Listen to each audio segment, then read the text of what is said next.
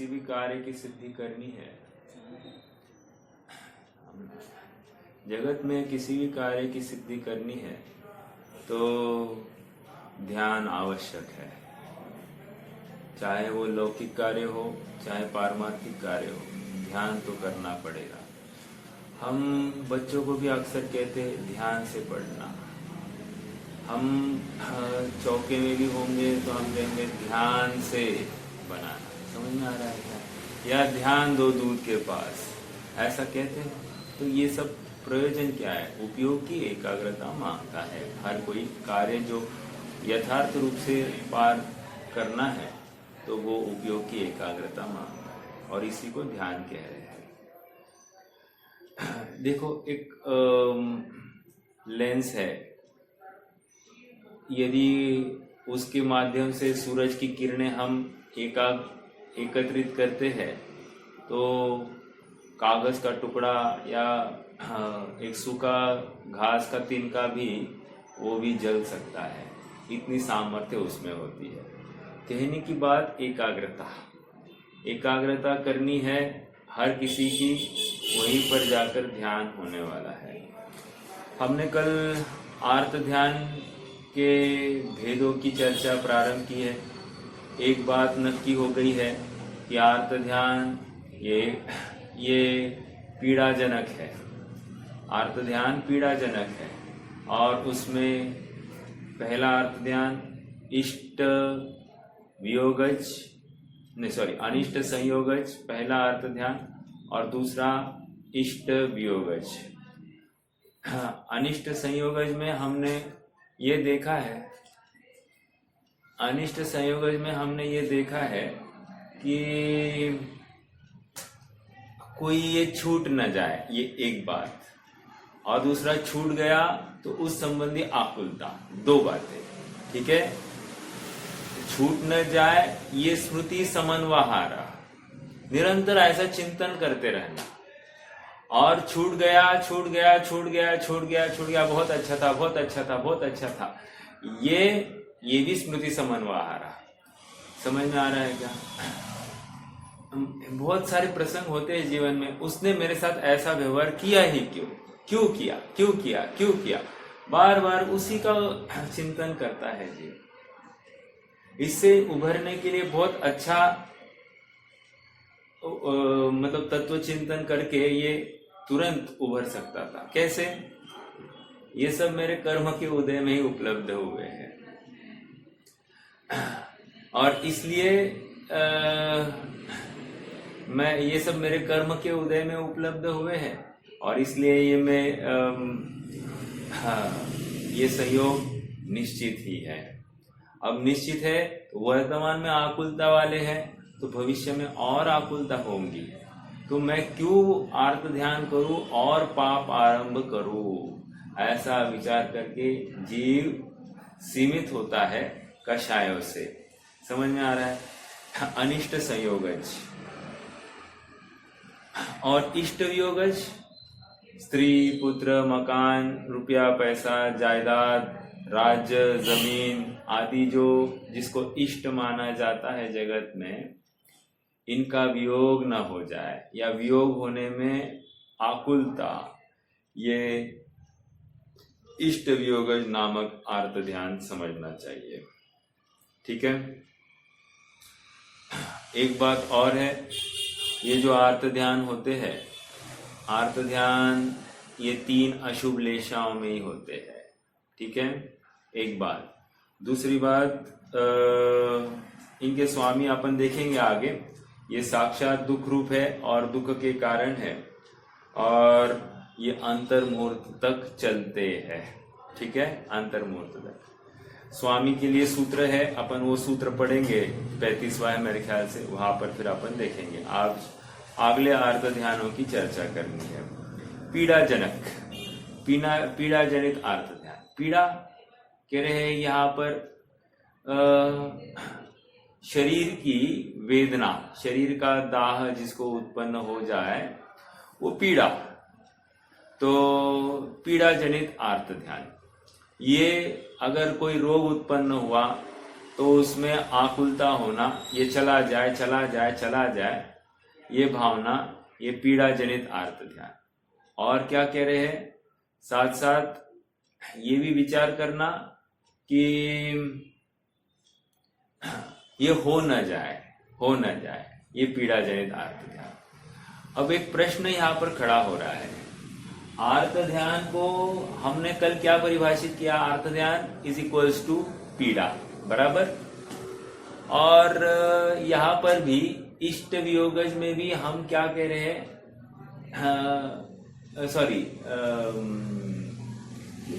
पीड़ाजनक, अर्थात रोग उत्पन्न हो जाए शरीर के माध्यम से, तो उसको भी हम पीड़ाजनक ही कह रहे हैं। तो इस पीड़ा जनित में और आर्त ध्यान वाला पीड़ा जनित में क्या अंतर करेंगे, प्रश्न ये खड़ा हो रहा है। आप समझ रहे हैं प्रश्न को?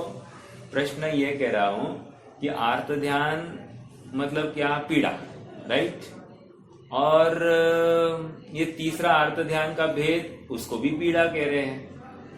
तो दोनों पीड़ाओं में अंतर क्या करेंगे, और है तो ये आर्त ध्यान का भेद।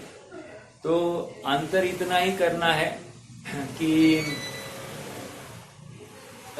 तीव्रता की हिनालिका, आर्त ध्यान मतलब आर्त ध्यान तो पीड़ा है ही, लेकिन पीड़ा की अधिकता, वो मात्रा, वो इंटेंसिटी अधिक होगी, उसको पीड़ाजनक आर्त ध्यान कहा जाए। समझ में आया? इतनी सी बात है, समझ में आ रहा है सबको? देखो एक मिनट,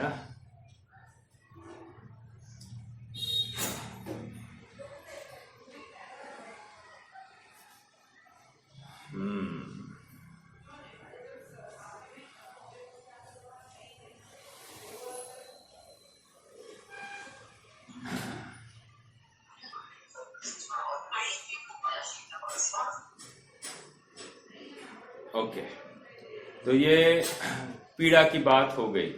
देखो रत्नकण शावकाचार में 345-46 के आसपास ये प्रकरण है, काफी विस्तार से पंडित साहब ने उसमें चर्चा की है।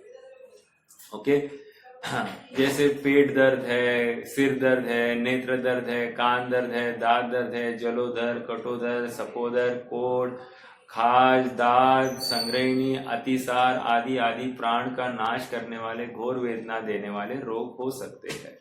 ठीक है, रोगों की तकलीफ से एक श्वास लेना भी बड़े कष्ट से होता है। बैठे बैठे, खड़े खड़े, सोते हुए कहीं भी परिणामों में स्थिरता नहीं होने देते। ये हो रहा है कि नहीं, साक्षात दांत दर्द होने जाए तो कह रहे हैं ये सब वेदना में कह रहे कुछ नहीं, एक भेद विज्ञान ही महातप है। ठीक है, देखो हम एक भक्ति गाते हैं ना, प्रतिकूल संयोगों में क्रोधित होकर संसार बढ़ाया है। प्रतिकूल संयोग जैसे इष्ट वियोग, अनिष्ट संयोग और पीड़ा जनित, मतलब ये रोग जनित, बराबर। इसमें क्या हो गया, जीव ने संयोग में क्रोधित हुआ। क्रोधित का अर्थ क्या लेना, कषायवान हुआ, और कषायवान होकर इसने क्या किया, संसार बढ़ाया है।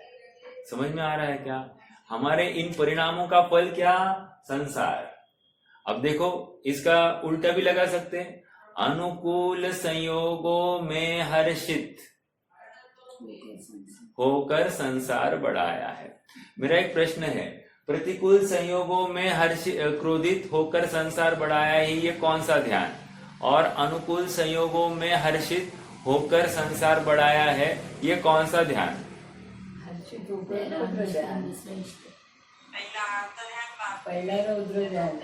समझ में आ रहा है क्या?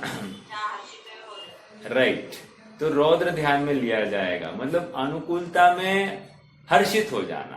अब अनुकूलता में हर्षित मतलब क्या, बहुत पैसा आया, बहुत शरीर की एकदम सुंदरता, बहुत दृष्ट पुष्ट, वाह वाह, यश आदि आदि सब हो रहा है, उसमें हर्षित हो गया, बस हो गया, रौद्र ध्यान हो रहा है। समझ में आ रहा है? अपन रौद्र ध्यान की तो चर्चा करेंगे, अभी तक तो क्रमशः वो आने दो, ठीक है। तो रोग तो देह में आया है, तो वह देह को मार सकेगा, हमारे आत्मा को नहीं। ऐसा विचार करके ज्ञानी जन तत्व निर्णय करते, भेद विज्ञान करते, शरीर से स्वयं को पृथक अनुभवने का यत्न करते हैं। समझ में आ रहा है? सारे हाँ बोलिए। हाँ, जैसे इष्ट वियोग में बताया है, जैसे अभी बहुत गर्मी हो रही है, फैन शुरू है, लाइट चली गई, तो उसमें वो इष्ट वियोग भी आएगा। हाँ, इष्ट वियोगज में ही आए, जिसको इष्ट माना जा रहा है उसको इष्ट वियोगज कहेंगे। बिल्कुल सही है। देखो थोड़ा भी मतलब संयोग, उष्णता, ठंड, गर्मी आदि आदि जो कुछ है वो हमको सहा नहीं जाना, ये वियोग में लेंगे। अरे और एक और ले सकते हैं ना, देखो जैसे दांत है हमारे, है ना, दांत निष्काम हो गए, मतलब अभी कोई काम करने के योग्य नहीं रहे, तो अभी इसको किस में लेंगे? वियोग हो गया ना, शरीर के किसी अंग का वियोग हो गया, ऐसा ले सकते, या रोग जनित भी ले सकते, कुछ भी ले लो, कोई प्रॉब्लम नहीं, लेकिन आर्त ध्यान में चला जाएगा। जो जो संयोग हमको उनका अभाव दिखाई दे रहा है, उसमें आकुलता उत्पन्न हो गई, यह आर्त ध्यान होता है। ठीक है, हाँ इतना ही है कि आर्त ध्यान के स्तर करने पड़ेंगे। आर्त ध्यान मिथ्या दृष्टियों का तीव्र होता है, उसके अनुभाग भी तीव्र होते हैं, और अवृत सम्यक दृष्टि मध्यम आर्त ध्यान करता है, और जघन्य आर्त ध्यान छठवें गुणस्थान वाला जीव करता है। समझ में आया? मतलब अवृत सम्यक दृष्टि और देशव्रत सम्यक दृष्टि ये मध्यम में ले लेंगे, और महाव्रती ये जघन्य आर्त ध्यान करते हैं। ये और एक बात, आर्त ध्यान का काल कितना? अंतर्मुहूर्त। समझ में आया? अंतर्मुहूर्त मिनिमम होता ही है। चलिए, हाँ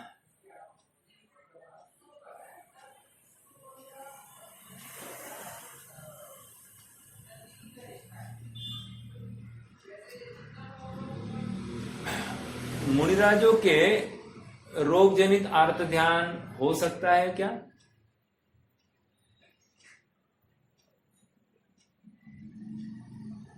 बिल्कुल हो सकता है। ठीक है, हो सकता है।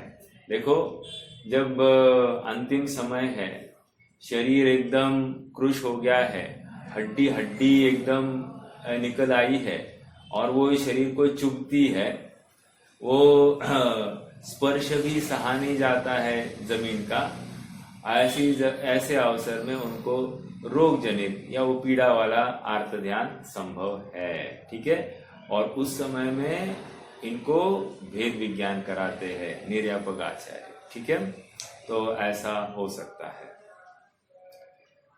परिणाम कहीं भी किसके भी कितना अभ्यास क्यों ना हो, कभी भी स्खलित हो सकता है। इसलिए हमको ये भ्रम पालने का अवसर नहीं, हम स्वाध्याय करते हमारे परिणाम नहीं बिगड़ते, ऐसा नहीं करना। क्यों? परिणाम बिगड़ने का भय निरंतर बने रखना। नहीं हम इतना कर रहे हैं ना, हमारे परिणाम अच्छे, ये भ्रम टाल दो। ठीक है, कभी भी किसी के भी परिणाम बिगड़ सकते हैं, और बिगड़ना वो स्वाभाविक है।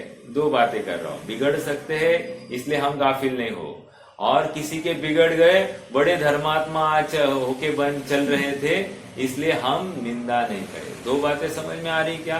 दोनों तरफ से लगाना। धर्म में कहीं भी दूषण लगना नहीं चाहिए, ये जिम्मेदारी हमारी है। चलो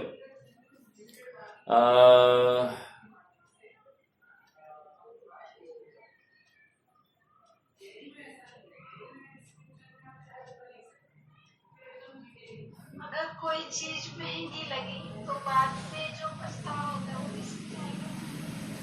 अच्छा, खरीदते समय में ना, तो वो रौद्र ध्यान में लेंगे अपन। लेके आए हैं, बाद में पता चला ये महंगी लगी। हाँ। तो फिर थोड़ा सा डिस्टर्ब होता है माइंड, वो किसमें जाएगा? हाँ हो सकता है ना, मतलब देखो इसमें रुपया पैसा दो बातें, दो अपेक्षा लगाएंगे। एक तो रुपया पैसा के इसको अपन संयोग कह रहे हैं ना, इसका वियोग हो गया, अपन एक्स्ट्रा देकर आए मतलब वियोग हो गया, तो वो डिस्टरबेंस जो है उसको अपन इष्ट वियोग में ले सकते हैं। ठीक है। और अनिष्ट संयोग नहीं लेंगे, समझना इस बात को। अनिष्ट संयोग क्यों नहीं लेना, क्योंकि हमको इष्ट लगी थी तभी तो लेकर आए थे। ठीक है। बट पैसा हमको इष्ट है, वो एक्स्ट्रा गया है, इस अपेक्षा से हम उसको अनिष्ट संयोग में ले लेंगे, क्योंकि जितना जाना चाहिए था उससे ज्यादा गया, इस अपेक्षा वो अनिष्ट संयोग। एक तो ये है, और इसको रौद्र ध्यान में भी घटित कर सकते हैं। विषयानुराग नामक रौद्र ध्यान में भी ले सकते हैं, मतलब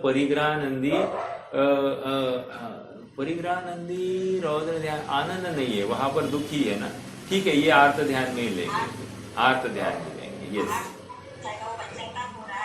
हाँ राइट, आर्त ध्यान में ही लेंगे, करेक्ट। ठीक है। होता है ना, बहुत बार होता है, मतलब ऐसे परिणाम निरंतर बदलते रहते हैं। हम छुटपुट में कितने संकल्प विकल्प करते हैं, इसका विचारणीय बिंदु है। सहजता ये अलग बात है, लेकिन होते हैं कभी प्रसंग कि हमारा वेस्ट, एक्स्ट्रा वेस्ट हमको स्वीकार नहीं होता है। ज्ञानी का भी ऐसा होता है, जरा सोचना, मतलब मैं अभी अपेक्षा अलग रख रहा हूं। Everything for need but nothing for greed, मतलब विषय वासना के लिए कुछ भी नहीं, लेकिन जरूरत है वहां पर सब कुछ मतलब छोड़ने के लिए तैयार है। ऐसी ज्ञानी की वृत्ति होती है। मतलब वे कहीं कहीं आपको इतने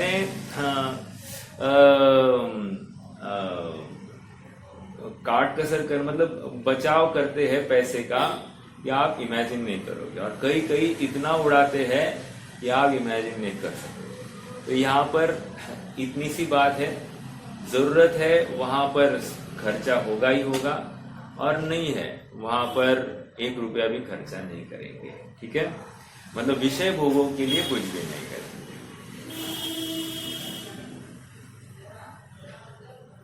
आगे बढ़ना है। शरीर पे है और पहले तो मन की लेवल पे है, ऐसा है?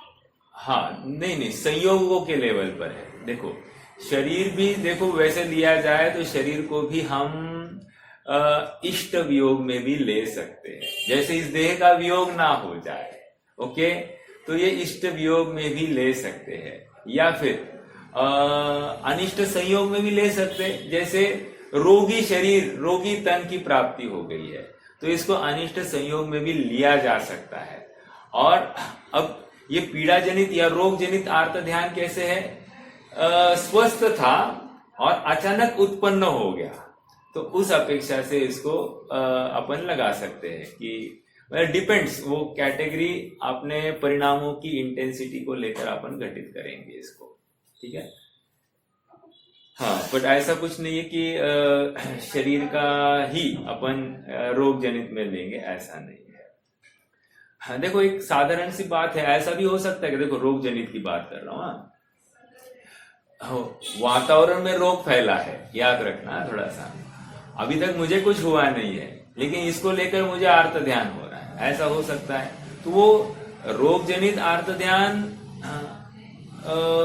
भी हो सकता है, अनिष्ट संयोग के रूप में लगाना है वहां पर भी लग सकता है, या फिर मेरा स्वास्थ्य खराब होगा तो इष्ट का वियोग हो गया, ऐसा भी हो सकता है।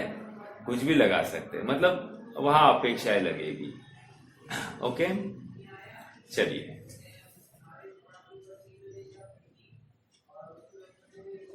लास्ट निदान नामक आर्त ध्यान है ना। देखो पहले सूत्र पढ़ते हैं अपन, सूत्र भी नहीं पढ़े हैं तो सूत्र भी पढ़ लेते हैं। 32वां सूत्र था वेदनायाश्च। ठीक है, वेदना के होने पर उसे दूर करने के लिए सतत चिंता करना तीसरा आर्त ध्यान है। ठीक है, यहाँ पर वेदना की मुख्यता है, तो अपन ने इसी को रोग जनित भी ले लिया, क्योंकि वेदना रोग के साथ साथ खड़ी हो जाती है। अभी 33वां सूत्र देखिए, निदानम च। ये च सब जगह पर लगाया है, वो किसका परिचायक है? च मतलब ये भी आर्त ध्यान है एक। च का अर्थ स्मृति समन्वाहार, अर्थात बारंबार चिंतन करना, ये च उसमें भी गर्भित हो रहा है। ये स्मृति समन्वाहार, ये हर जगह पर अपने को अनुवृत्ति उसकी लगानी है। हाँ, इसका मतलब निदान भोगों की वांछा करना है ना, भोगों की वांछा करना निदान है, राइट। और मैं ये धर्म कर रहा हूं, इसके फल में मुझे ये प्राप्त हो जाए। बहुत बार अक्सर भगवान के पास हम मंदिरों में जाकर हम जो कुछ मांगते हैं, भगवान पास कर दे, रोग दूर कर दे, ये मेरे बुरे दिन खराब कर दे, दूर कर दे, बहुत पैसा धन की प्राप्ति हो जाए, ये रोग नष्ट हो जाए, ये जितने भी बातें हैं ये निदान नामक आर्त ध्यान में चले जाएगी। ठीक है। हाँ, अभी और एक बात, निदान प्रश्न है मेरा अभी। निदान में क्या है? इष्ट की प्राप्ति की बात है, बराबर। इष्ट बना रहे और इष्ट की प्राप्ति हो जाए। और हमने एक इष्ट वियोगज नामक आर्त ध्यान देखा था। तो इष्ट वियोगज आर्त ध्यान में क्या देखा था कि ये इष्ट बना रहे, ये भावना बाना, ये भी इष्ट वियोगज आर्त ध्यान है। याद है सबको? स्मृति समन्वाहार का अर्थ वही लगाया था हमने। अब प्रश्न ये खड़ा हो रहा है कि निदान नामक आर्त ध्यान भी इष्ट की प्राप्ति के लिए कर रहा है, और इष्ट वियोगज आर्त ध्यान ये भी इष्ट वस्तु बनी रहे इसके लिए कर रहा है। अब प्रश्न यह है कि दोनों में अंतर क्या है?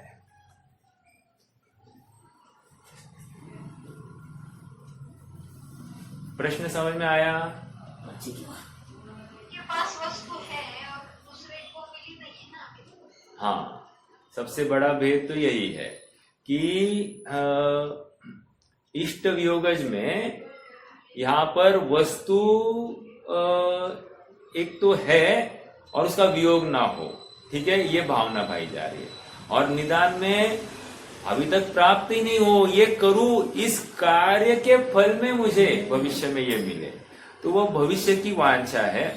हालांकि वहां पर वर्तमान में संयोग है, यहाँ पर संयोग नहीं है।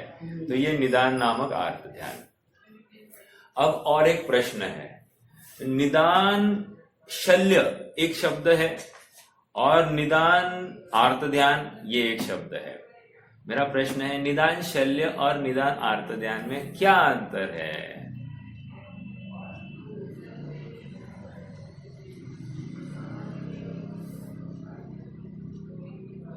कोई बताएगा? ऐसा वो हमेशा सताता है। हाँ, बराबर। इसमें कभी कभी होता है कि मुझे इष्ट योग की प्राप्ति हो। ठीक है, ठीक है। ये एक शल्य, शल्य मतलब काटा, ठीक है। तो निदान शल्य ये निरंतर चुभता है, निरंतर उसका कंटिन्यूएशन चलते रहता है। तो ये है, तो किसी अपेक्षा से उसको अपन आर्त ध्यान तो ले ही सकते हैं। शल्य आर्त ध्यान हो सकता है, लेकिन हर आर्त ध्यान शल्य नहीं होगा। समझ में आ रहा है क्या आपको? हर आर्त ध्यान, हर निदान आर्त ध्यान शल्य नहीं हो सकता, लेकिन शल्य नियम से आर्त ध्यान हो सकता है, ठीक है। निदान शल्य में कषाय की तीव्रता अधिक है, निदान आर्त ध्यान में कषाय की तीव्रता कम होती है, ठीक है। और निदान शल्य महत्वपूर्ण पॉइंट, करना नियोग सापेक्ष, ये अवृत्तियों के ही होती है। और निदान आर्त ध्यान ये देशव्रति तक के जीवों की होती है। समझ में आ रहा है? तक मतलब पहले से चौथे गुणस्थान निदान शल्य, पहले से पांचवा गुणस्थान निदान आर्त ध्यान। समझ में आ रहा है क्या? तो निदान नामक आर्त ध्यान ये पंचम गुणस्थान तक चलेगा, लेकिन निदान शल्य चौथे गुणस्थान तक ही चलेगा। चौथे गुणस्थान तक मतलब चौथे गुणस्थान वाला इंक्लूडेड। ओके, तो ये भी एक बात समझ लीजिए।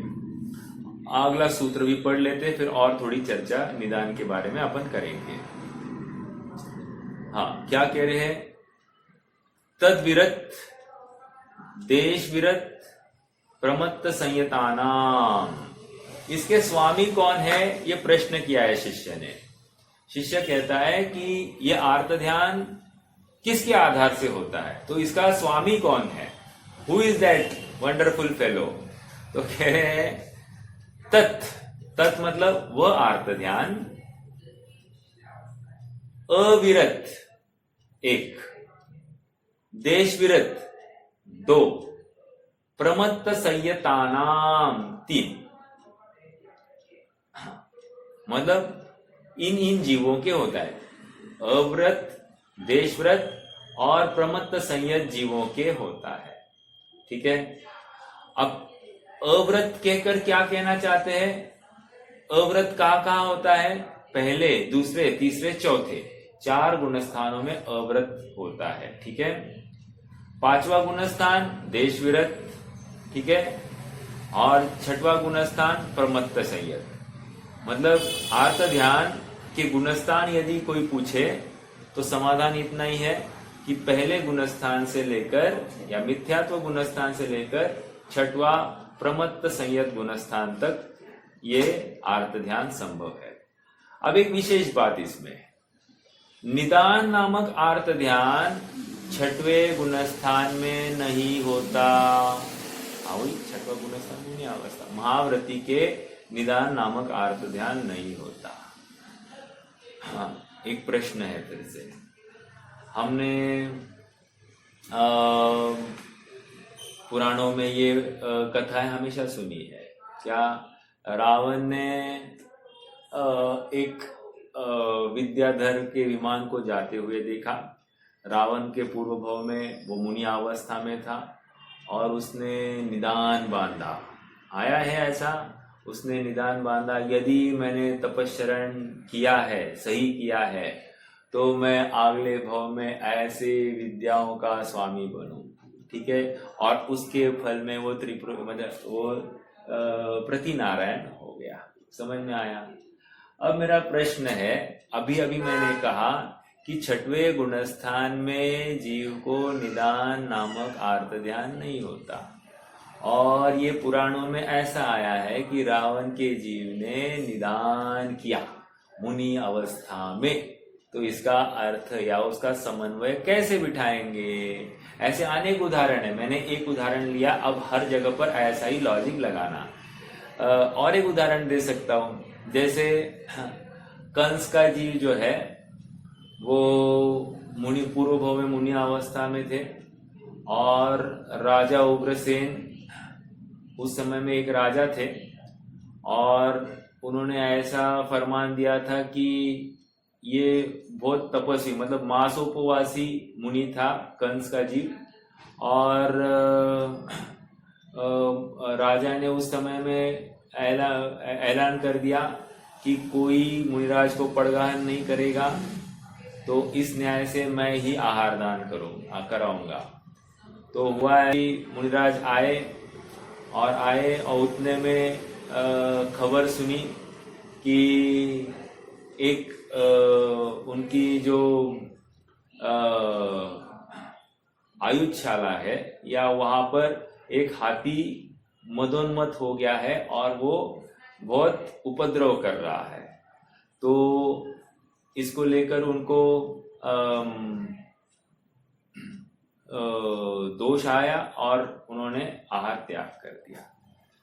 फिर दूसरी बार फिर से यही बात हो गया, वहां पर भी आए और उन्होंने खबर सुनी कि राज्य पर आक्रमण आ गया है, फिर से अंतराय, चले गए।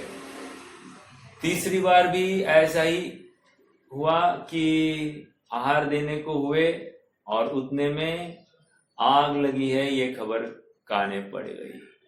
तो इसलिए फिर से अंतराय आ गई और मुनिराज वापस जंगल चले गए। तो जब रिटर्न जा रहे थे तीसरी बार, तो दो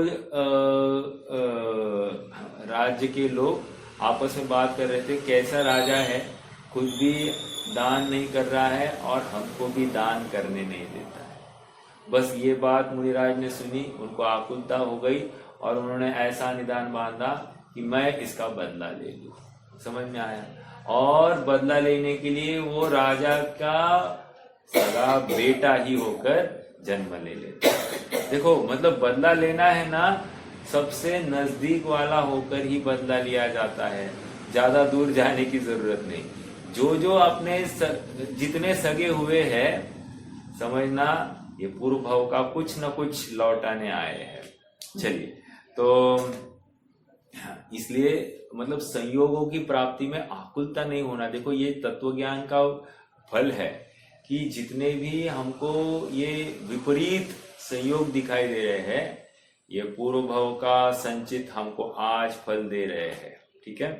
और ये पूर्व कर्म मैंने उपार्जित किए हैं, किसी और के नहीं है, ऐसा नक्की करके आकुलता से हम परे होने का अभ्यास करें।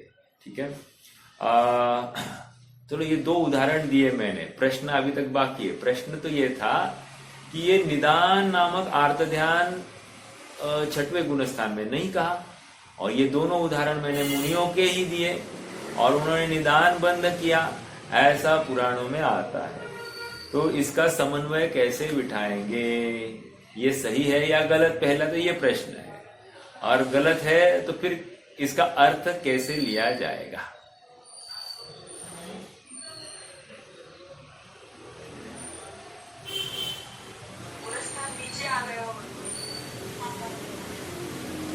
बराबर, गुणस्थान नीचे आता है और तभी जाकर निदान होता है। ठीक है? हाँ, अब और एक बात, अभी ये विशेष बात, यदि मुनिराज मुनि अवस्था में निदान बांध देगा तो नियम से मिथ्यात्व में आएंगे, नियम से। हाँ, और ये ऐसा भी हो सकता है कि नीचे आए पांचवें गुणस्थान में और वहां निदान हो जाए, वो अलग बात। लेकिन किसी घटना विशेष में ही वे डायरेक्टली ऐसा नियम करते हैं कि ऐसा मेरा यदि तपश्चरण सही है तो उसके पहले ही वे मिथ्यात्व में आ ही गए हैं, उसके बिना ये भाव होता ही नहीं। समझ में आया क्या? तो मुनिराज के गुणस्थान पतन होता है और मुनि अवस्था में यदि भाव करता है तो 100% मिथ्यात्व में ही आता है। ठीक है? फिर आगे चलकर फिर से वो जा सकता है मुनि अवस्था में, विरोध नहीं है उसको, लेकिन जिस समय में ऐसी भावना करेगा वो निदान में जाएगा। हाँ जी, प्रश्न है क्या? हाँ, तो छठे गुणस्थान में ऐसे परिणाम ही नहीं होंगे कि निदान नामक बराबर, निदान आर्त ध्यान। हाँ, बिल्कुल सही, ऐसे परिणाम ही नहीं होते। राइट। और एक बात, आर्त ध्यान संबंधी भी परिणाम नहीं होते, कभी कभार किसी जीव के होते हैं, इसलिए उनको बताया गया है, नहीं तो होते नहीं है। ठीक है? और आर्त ध्यान भी वहां पर अत्यंत मंद जाति का होता है, तो उसका फल पुण्य की अधिकता होती है और पाप की हीनता होती है। ये एक बात समझना। देखो, जैसे मिथ्या दृष्टि के पाप की अधिकता होती है, पुण्य की हीनता होती है, बट छठे गुणस्थान वाले के पुण्य की अधिकता होती है और पाप की हीनता होती है। तो ये इस प्रकार से उनका आर्त ध्यान समझना। ठीक है? हाँ जी, आर्त ध्यान जो होता है वो 3 अशुभ लेशाओं में ही होता है। ठीक है? ये एक बात नोट करने योग्य है। हाँ जी, हाँ,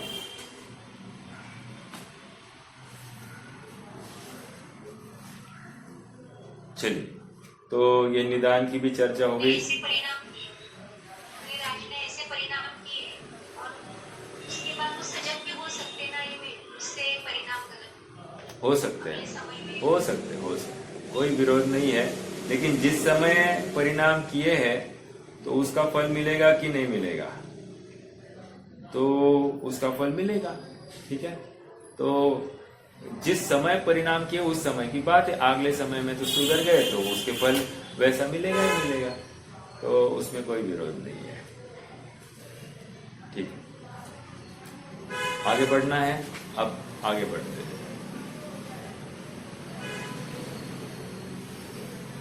हाँ, तो ये स्वामी हमने देख लिए, पहले से 6वें गुणस्थान तक आर्त ध्यान होता है।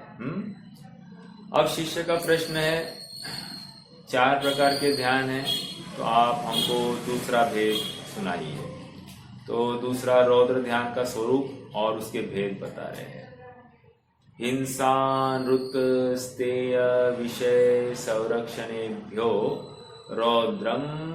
रौद्रमविरत देश विरतयो हो। फिर से पढ़ू। हिंसा नृत स्तेय विषय संरक्षणेभ्यो रौद्रमविरत देश विरतयो हो। संधि करके देखते हैं। हिंसा, अनृत, अस्तेय, विषय संरक्षणेभ्यो 4। देखो यहाँ पर 4-4 का सेट चल रहा है। सभी ध्यान भी 4 बताए। देखो कहीं 5 का सेट चलता है, जैसे भावनाएं या फिर अतिचार 5-5 के रूप में गिनाए गए। ऐसा क्यों किया जाता है? इसलिए कि हमको याद रहे, इसलिए ये सूत्रात्मक शैली है ना, तो याद रखने के लिए इजी हो, इसलिए 5-5 के सेट, 4-4 के सेट ऐसे गिनाए जाते हैं।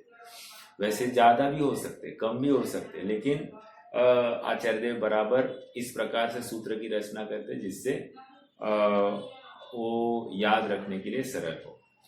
अब देखो यहाँ पर भी एक प्रश्न खड़ा हो रहा है। क्या है? कौन से रौद्र ध्यान है? हिंसा, अनृत, अस्तेय। अनृत मतलब झूठ, अस्तेय मतलब चोरी, विषय संरक्षणेभ्यो मतलब परिग्रह। ठीक है। रौद्रम अविरत देश विरतयो हो। या स्वामी भी बता दिया। देखो आर्त ध्यान के लिए 4-5 सूत्र लगाए और रौद्र ध्यान के लिए 1 सूत्र में काम तमाम। समझ में आ रहा है क्या? तो और उसके स्वामी भी बता दिए। स्वामी कौन कौन है? कह रहे रौद्र ध्यान के अविरत और देश विरतयो, मतलब 5वें गुणस्थान तक की बात है। रौद्र ध्यान 5वें गुणस्थान तक ही होता है, 6वें गुणस्थान में रौद्र ध्यान नहीं होता। ठीक है, हो गया। तो वो 6वें गुणस्थान वाला होगा ही नहीं, समझ में आया? तो होगा तो की बात नहीं होती। ठीक है। अब देखते हैं अपन इसके भेद। हिंसा, हिंसानंदी। दूसरा मृषानंदी, उसी को असत्य संबंधी रौद्र ध्यान कह रहे। फिर से चौर्यानंदी, चोरी संबंधी रौद्र ध्यान। और विषय संरक्षण आनंदी, तो ये परिग्रह संबंधी रौद्र ध्यान।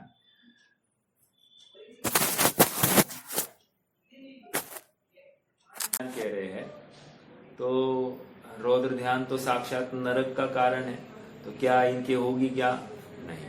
कह रहे अगर उसका अनुभाग कम है तो नरक गति या नरक आयु के बंध का कारण नहीं बनेगा। ठीक है, तो ये थोड़ा सा विशेष समझ लेना, क्योंकि परिणामों में असंख्यात लोक प्रमाण भाव होते हैं, तो ध्यान के भी भेद असंख्यात लोक प्रमाण होंगे, तो कोई एक विशिष्ट रेंज ही नरक आयु का कारण होगा या एक विशिष्ट रेंज ही अतिरेंज आयु का कारण होगा, ऐसा समझना चाहिए। ठीक है। हाँ, एक प्रश्न है यहाँ पर। प्रश्न क्या है कि 4 प्रकार के रौद्र ध्यान है, हिंसा, झूठ, चोरी और परिग्रह। प्रश्न यह है, कुशील को रौद्र ध्यान, कुशील नामक रौद्र ध्यान क्यों नहीं गिनाया? समझ में आ रहा है क्या? कुशील नामक रौद्र ध्यान क्यों नहीं गिनाया, ये प्रश्न है। वैसे कोई प्रयास करेगा, कुशील नामक रौद्र ध्यान क्यों नहीं गिनाया?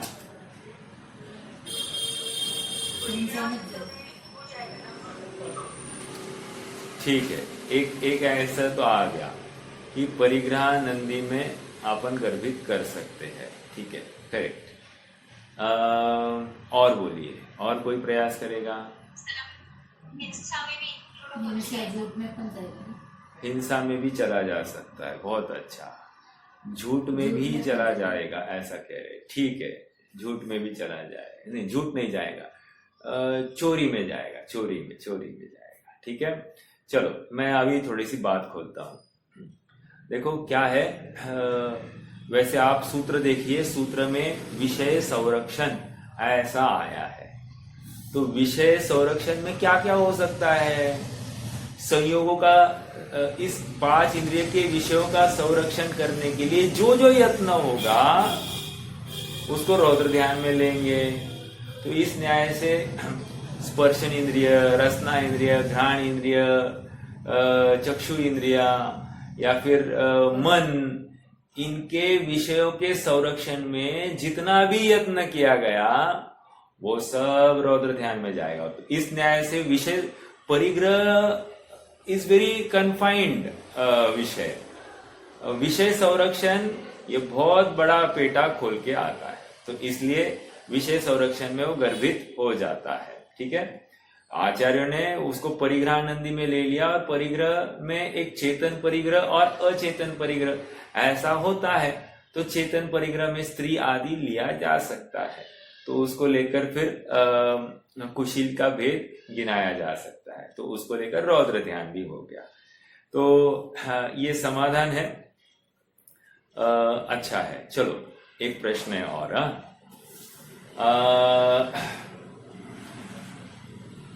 परस्त्री सेवन नामक रौद्र ध्यान, परस्त्री सेवन नामक जो भाव है, जो परिणाम है, वो किस में लिया जाएगा? वो रौद्र ध्यान है कि नहीं?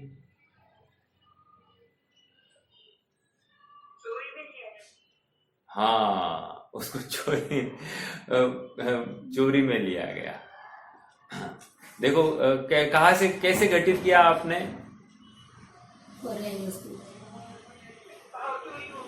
हाँ, बहुत अच्छा, बहुत अच्छा। ये देखो सप्तव्यसन थोड़ा सा याद करना।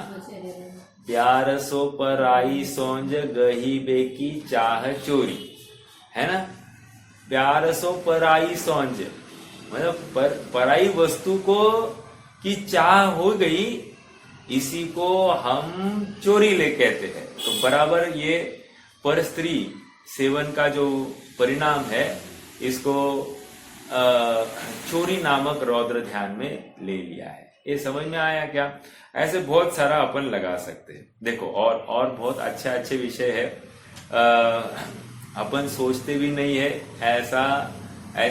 ऐसा परिणाम रौद्र ध्यान हो सकता है। देखो एक एग्जांपल देता हूं।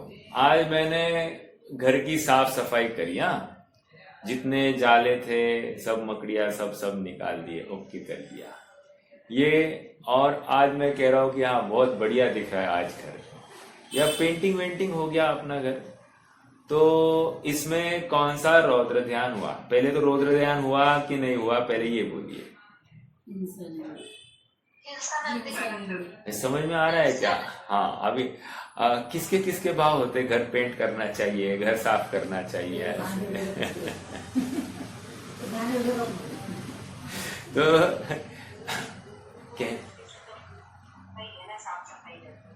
क्या नहीं, वो अलग बात, लेकिन उसमें आनंद मानना ये हिंसा करने में आनंद मानना स्वभाव। देखो और घटित करना है। देखो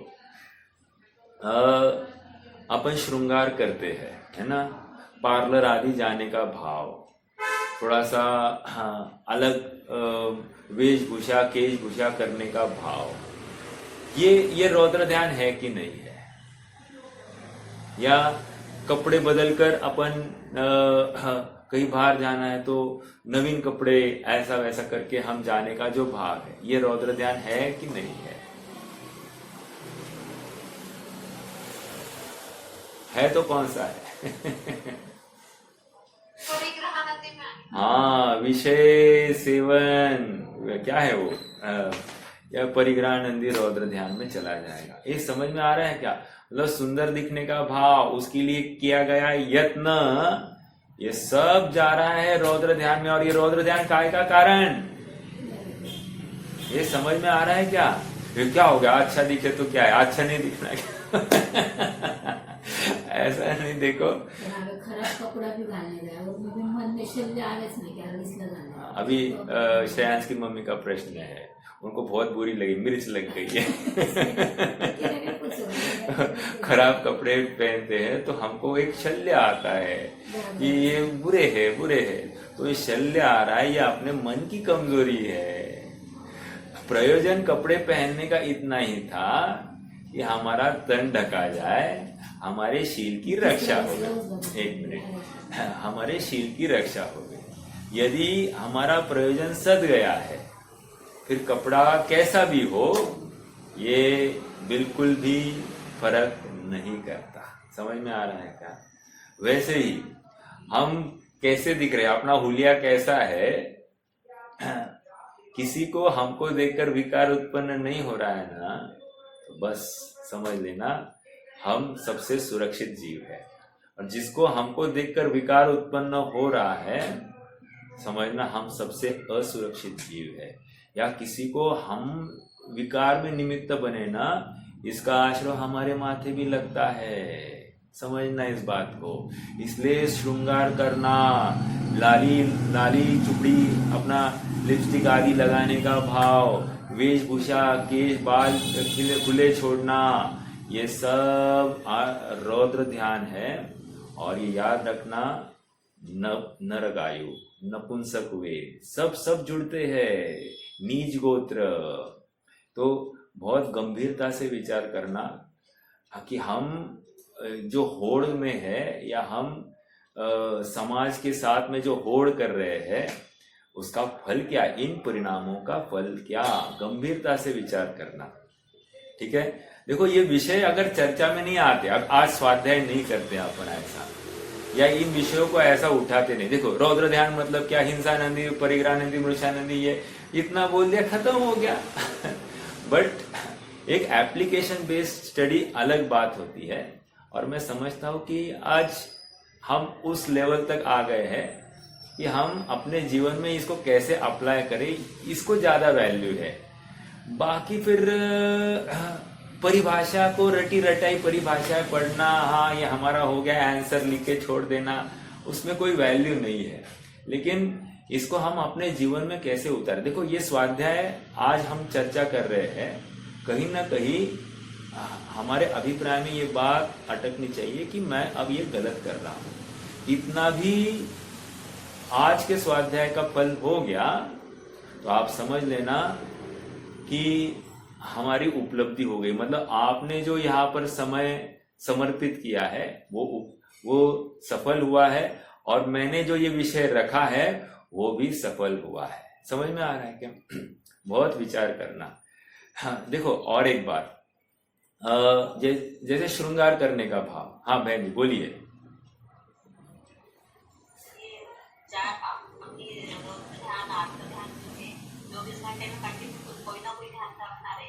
यस रहता ही है, वो जल्दी पकड़ में नहीं आता, कषाय में पकड़ में आ जाती है।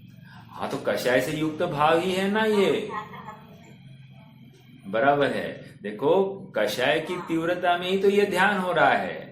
तो इसीलिए तो हमने ध्यान के स्वरूप में क्या कहा, ज्ञान की निरंतरता सो ध्यान एक, और चारित्र गुण की भी पर्याय की अपेक्षा से हम उसको भी ध्यान कह ही रहे हैं। तो कषाय चारित्र गुण की पर्याय है, तो इस न्याय से उसकी कंटिन्यूटी को लेकर भी हम ध्यान घटित कर रहे हैं। तो ज्ञान की भी कंटिन्यूटी को ध्यान कहा जाता है, और चारित्र गुण की भी तीव्रता अर्थात वो कषाय की भी निरंतरता को ध्यान कहा जा रहा है। तो बिल्कुल ये घटित हो रही है बातें। कषाय पकड़ में आ रही है। देखो ऐसा है, कषाय भले ही पकड़ में आ रही है, कषाय कोई ना कोई ध्यान का रूप धारण कर ही रही है ना, लेकिन हमने इस अनुपात में हमने विचार नहीं किया है, इसलिए हमको वो ध्यान हमारा विपरीत है ऐसा भाववासन नहीं होता।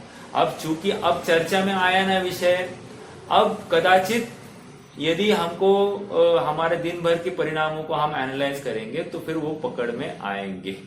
और देखो ये स्वाध्याय का लाभ ये भी होता है कि हम अपने परिणामों को एनालाइज करना सीख लेते हैं। ये गलत परिणाम, ये सही परिणाम, ये गलत परिणाम, ये करने योग्य, नहीं करने योग्य, इस समय में अब मुझे क्या करना, ये भी हमको स्वाध्याय करने के पश्चात ही अभ्यास होता है। नहीं तो ऐसा कैसे अभ्यास होगा, नहीं होगा। इसलिए स्वाध्याय करना चाहिए। देखो एक उदाहरण हमेशा मैं देता हूं। कोई लड़का है, व्यापारी है, और स्वाध्याय में आकर बैठ गया। स्वाध्याय में आया और बोल रहा 2-3 दिन आया और उसके बाद में बोला यार कुछ समझ में नहीं आ रहा है, सब बाउंसर। तो बोला मैं अब स्वाध्याय में नहीं आऊंगा, मैं तो अभी दुकान पर ही बैठा करूंगा। तो उसको पूछा कि दुकान पर बैठकर समझ में आएगा? नहीं आएगा। लेकिन स्वाध्याय में बैठकर भले ही समझ में नहीं आएगा, लेकिन समझने का अवसर स्वाध्याय में आने के बाद ही है। स्वाध्याय से दूर रहकर तुम कभी भी कोई चीज समझ नहीं पाओगे। इसलिए हमको भले आज स्वाध्याय करते समय वक्ता की कोई बात समझ में नहीं आ रही है, लेकिन जब भी समझ में आएगी वक्ता को सुनकर या जिनवानी को सुनकर ही वो समझ में आएगी। जिनवानी से या जिन वचनों से दूर रहकर हमको कभी भी भेद विज्ञान नहीं होगा, हमारा ध्यान नहीं होगा। ठीक है। तो ये एक बात। और एक बात, इस सूत्र में प्रश्न है क्या? हाँ बोलिए ना भैया, सुनील भैया बोलिए।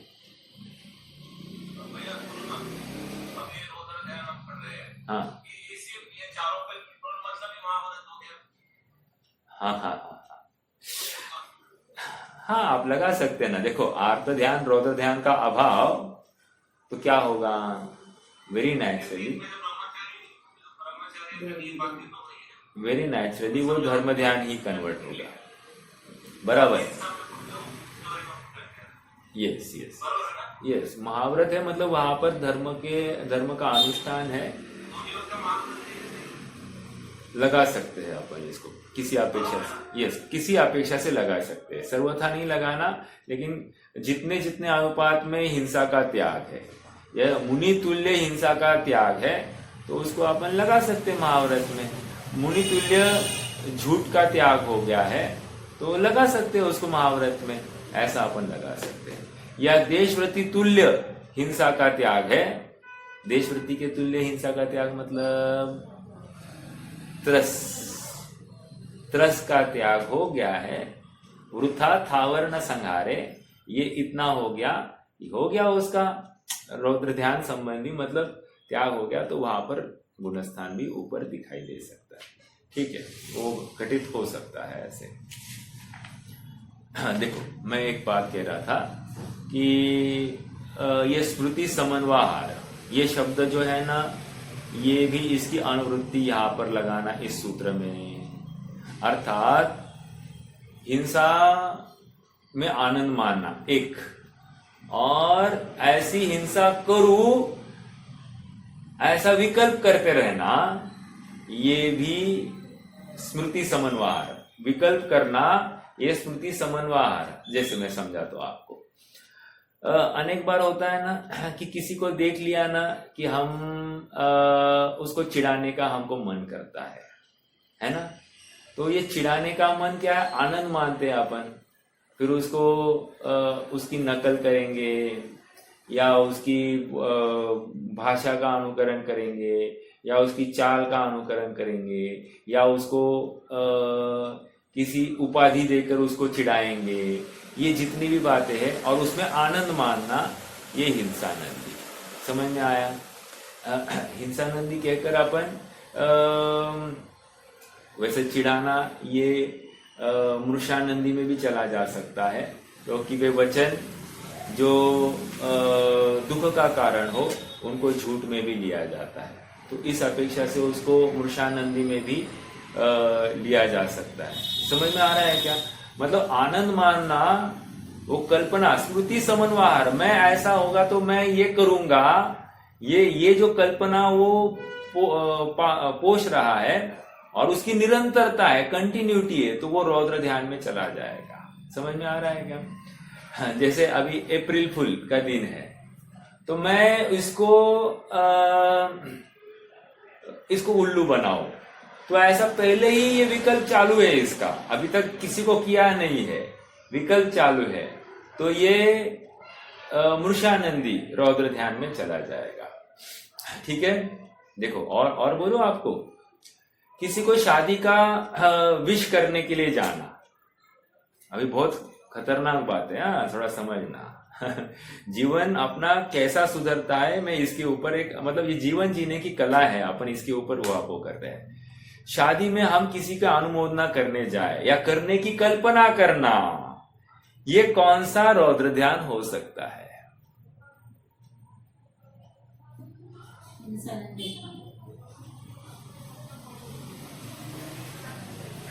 हिंसानंदी, आप सोच रहे हैं क्या? हम कहते हैं व्यवहार तो पालना ही चाहिए, व्यवहार तो पालना ही चाहिए, मतलब रौद्र ध्यान करना ही चाहिए, मतलब नरक जाना ही चाहिए। तीव्रता कितनी है, समझ में आ रहा है क्या? देखो, कोई कहे कि इसमें आसक्ति नहीं होगी हमारी, तो आसक्ति के बिना ये जाएगा ही नहीं ना। जहां पर आसक्ति है वहीं पे तो जाता है जीव। हाँ, क्या है? प्रयोजनम अनुद्दिश्य मंदोपि न प्रवर्तते। बिना प्रयोजन का कोई जीव कोई भी कार्य करता नहीं है। हमको भले ही लग रहा है कि हमारी आसक्ति नहीं, आसक्ति नहीं है मतलब कैसे समझना? तुम जाओ मत ना, तुम जाओ मत, अब तुम्हारी आकुलता कितनी हो देखो, है ना आकुलता, इसका मतलब आसक्ति है। समझ में आ रहा है क्या? तुम्हें रोका किसी ने और तुमको तीव्र आकुलता हो गई, समझना ये तुम्हारी आसक्ति का परिचायक है। तुम्हें कोई रोक नहीं रहा है ना, इसलिए तुमको लगता नहीं हमारी आसक्ति है। समझ में आ रहा है क्या? हम अपने परिणामों को पकड़, देखो अपराध वो अपराध है, पहले वो स्वीकार करो ये अपराध है और इससे रौद्र ध्यान हो रहा है और ये नरक गति का कारण है। अरे स्वीकार करो ना, स्वीकार करने में महापुरुषार्थ है, विरोध करने में कोई पुरुषार्थ नहीं है, विरोध करने में कोई शूरता नहीं है। अपना अपराध है, अपराध बोध होवे, मैं संसार में इसकी वजह से ही भव विकट वन में कर्म बैरी, ज्ञान धन मेरो हर्यो, सब इष्ट भूल्यो भ्रष्ट होय, अनिष्ट गति धर तो फिर्यो। मैं अनिष्ट गति क्यों धारण कर रहा हूं? कह रहे मेरा ज्ञान हरण हो गया, सत का विचार करने की सामर्थ्य ही नहीं। देखो एक अच्छा स्तोत्र है आकलन स्वामी का, वहां पर जात्यंधा इव भास्करम, हाँ, जात्यंधा इव भास्करम मतलब क्या? अज्ञानी जीव को, मिथ्या दृष्टि जीव को या मोही जीव को, जो मोह से आवृत्त जीव है, उसको सत्यार्थ बात स्वीकार नहीं होती। क्यों? वो मोहांध है, तो उसको सत्य बात का प्रकाश नहीं होता है। ठीक उसी प्रकार जिस प्रकार जाति अंध, जाति अंध मतलब क्या? जाति अंध मतलब क्या? जो जन्म से अंध है जो जन्म, जात्यंधा इव भास्करम, जन्म से जो अंध है उसको जिस प्रकार भास्कर ने, सूर्य क्या है, प्रकाश क्या है, ये दिखाई नहीं देता है, उसी प्रकार मोह अंध जीव को सत्य क्या है ये दिखाई ही नहीं देता, और इसलिए वो आर्त ध्यान, रौद्र ध्यान में तीव्र आसक्ति से प्रवृत्ति करता है। बहुत गंभीर बात है, स्वीकार करो इस बातों को। मतलब मेरी अपील है सबसे कि अपना अपराध स्वीकार करो और भावना भाव कि हम जल्द से जल्द यहां से निकले, क्योंकि अगर नहीं निकलूंगा ना तो मैं गर्त में डूबने वाला हूं। और देखो, और एक बात हमने आश्रव की थी, जानते हुए आश्रव करना और बिना जानते हुए आश्रव करना। यहां अब मालूम पड़ गया है, फिर भी तीव्रता से प्रवृत्ति करोगे तो तीव्र आसक्ति है, तीव्र पापन। समझ में आ रहा है क्या? तीव्र रौद्र ध्यान का कारण है। बहुत गंभीर बातें हैं, चिंतन करना। ये गेट टुगेदर्स, ये बर्थडे सेलिब्रेशंस, एनिवर्सरी सेलिब्रेशंस, हमारे 8, 10वीं, 11वीं, 12वीं में हमको थोड़े बहुत अच्छे मार्क्स मिल गए, इसलिए उसके सेलिब्रेशंस या येन केन प्रकारेण हम कोई इवेंट को खड़ा करके उसको सेलिब्रेट करने का या जश्न मनाने का कोई औचित्य ढूंढे, कह रहे हैं ये रौद्र ध्यान है। समझ में आ रहा है? अगर हमको हमारी यश कीर्ति ही दिखानी है या कोई उपलब्धि घटित करनी है, तो हमने आज स्वाध्याय में या आज स्वाध्याय के अनुसार कैसे प्रवृत्ति की है, इसके बारे में किसी के साथ शेयर करना। समझ में आया? अभी अभी मैं जस्ट यहाँ आ रहा था, बाहर गया था, तो मुझे एक भाई मिले। उन्होंने पूछा क्या चल रहा है। मैंने कहा मैं स्वाध्याय करता हूँ, कराता हूँ। तो अच्छा ठीक है, चलो मतलब जय जिनेन्द्र हो गया इमीडिएटली। मतलब स्वाध्याय के नाम पर एलर्जी कितनी है जीवों को, ये हमारे ज्ञान में आता है। और मतलब समाज इतना दूर चला गया है तत्वज्ञान से, तत्वोपदेश से, खोटी क्रियाओं के माध्यम से धर्म की कल्पना करता है और उसी में संतुष्ट है। सच्चा विषय इस जीव को समझ में आए, ये बहुत जरूरी है। और इसके लिए सच्चे वस्तु स्वरूप समझाने वाला कोई वक्ता या कोई जिन वचन हमारे पास हो, ये बहुत जरूरी है। और होने पर भी हम उसके अनुरूप ही अपनी चिंतन धारा मोड़े, ये बहुत जरूरी है। ये सब दुर्लभ है, दुर्लभ से दुर्लभ की बात है। बोधि दुर्लभ भावना में इन सब बातों का चिंतन हो गया है। तो दुर्लभ संयम, दुर्लभ महाव्रत को धारण करने की बात आई ना, और दुर्लभ सम्यक्त्व भी दुर्लभ है। और उससे पहले दुर्लभ क्या है? जिन वचनों को सुनना दुर्लभ। जिन वचन सुनेंगे तो जिन वचन के अनुसार तत्व निर्णय करना दुर्लभ। ये दुर्लभता ख्याल में आ रही है क्या? अभी हम पुरुषार्थ, हमारा स्वीकृति नहीं हो रही है ना इन बातों की। मैं जो कह रहा हूं, जिसको एक वो बैरियर सा लग रहा है, इसका मतलब ये दुर्लभ है ना। अगर दुर्लभ नहीं होता तो सुलभता से स्वीकार करता ना। वाह, क्या ग्रेट बात आ गई है आज बहुत आनंद आया है, मैं अब पुरुषार्थ करूंगा, ऐसे भाव क्यों नहीं आया? समझ में आ रहा है क्या? ये भाव नहीं आया है ना, इसका मतलब सच्चा ध्यान भी हमारा नहीं होने वाला है। धर्म ध्यान नहीं होगा, ये लिख के लेना, ठीक है? चलिए, पुरुषार्थ के नाम पर विपरीत मार्ग में गमन करना समझदारी नहीं है। ये साक्षात हमारा पतन का ही मार्ग होगा। इसलिए स्वयं को संसार सागर में डूबने से तिरना है, हमको सत्य बात को स्वीकार करना ही पड़ेगा। कोई न उपाय अनंतरम। देखो, मैं आज कलश पढ़ रहा था थोड़े से, तो हे जगत के जीवो, आओ इस ज्ञान समुद्र में डुबकी लगाओ। वाह, कितनी बड़ी बात लगती है, इतना आनंद आता है। ज्ञान समुद्र में आप डुबकी लगाओ, ऐसा कहकर एक अंदर से वीर्य झलकता है। मतलब वो उमड़ता है कि वाह, कितनी बड़ी बात कह रहे हैं, हमको प्रेरित कर रहे हैं कि आप अपने ज्ञान वैभव का, ज्ञान के सामर्थ्य का विश्वास तो करो। कितनी उत्कृष्ट वस्तु है ये चिंतन की बात है। दिन भर चिंतन करोगे तो इसका लाभ वो आएगा ही आएगा। ठीक है, चलिए, कोई प्रश्न है तो रख सकते हैं, नहीं तो जिनवाई स्तुति करेंगे।